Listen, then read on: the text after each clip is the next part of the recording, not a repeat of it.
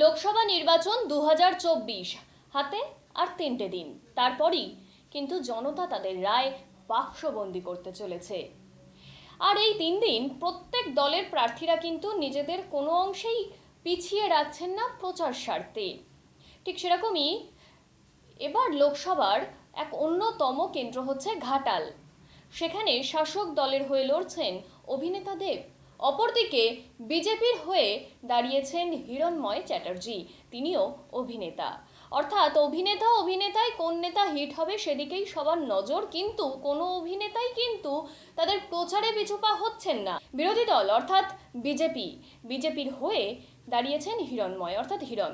তিনি কিন্তু এই গরমে, তীব্র গরমে, যেখানে রেড অ্যালার্ট জারি হয়েছে, সেই রেড অ্যালার্টকে উপেক্ষা করে তিনি কিন্তু এই তীব্র গরমে নিজের প্রচার সারছেন। আদিবাসীদের সঙ্গে তিনি কথাবার্তা বলছেন এবং তাদের সমস্যাও শুনছেন। আর এই রোদে, এই গরমে হিরণকেও দেখা গেল আদিবাসী মেয়েদের হাত থেকে জলও খেতে। অর্থাৎ প্রচারের খামতি কিন্তু কেউই রাখছেন না।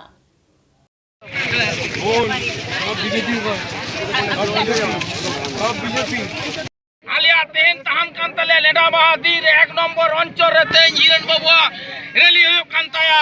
তেহেন আবো হিরণ বাবু তেহেন আবো বঞ্চিত দাঁড়ায়মা সারা ভারতবর্ষ পশ্চিম বাংলা ভিতরে আবো মেটে প্রতিবঞ্চিত দাঁড়ায়মা আবো জোরদার লেখা যেমন তাহান তামনমা আবো তহন আবো বিজেপি তরফ খনা সারা ভারতবর্ষ খনা আবো চেতা রমন তাহান মা তমন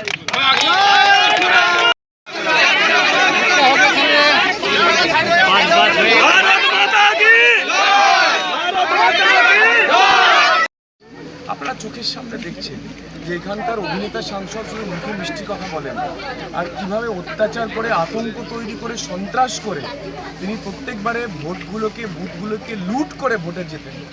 এটা আপনারা দেখছেন প্রত্যেকবারে। আর বাইরে মিষ্টি কথা বলেন। গত 10 বছরে ওনার বিরুদ্ধে কেউ প্রতিবাদ করার সাহস পায়নি।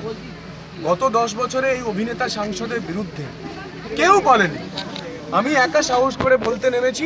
এখন সারা বাংলা না, সারা ভারতবর্ষ, সারা পৃথিবীর মানুষ জানতে পারছে যে উনি কত বড় সন্ত্রাসবাদী, উনি কত বড় আতঙ্কবাদী, উনি কত বড় একজন মানুষকে ভয় দেখিয়ে, চমকিয়ে, ধমকিয়ে, বন্দুক নিয়ে, বোম দিয়ে, মমতার দলদাস পুলিশকে দিয়ে মানুষকে ভয় দেখিয়ে ভোটটা লুট করে, এটা মানুষ জানতে পারছে। গত 10 বছরে কারোর সাহস হয়নি ওনার বিরুদ্ধে বলা। আজকে প্রচার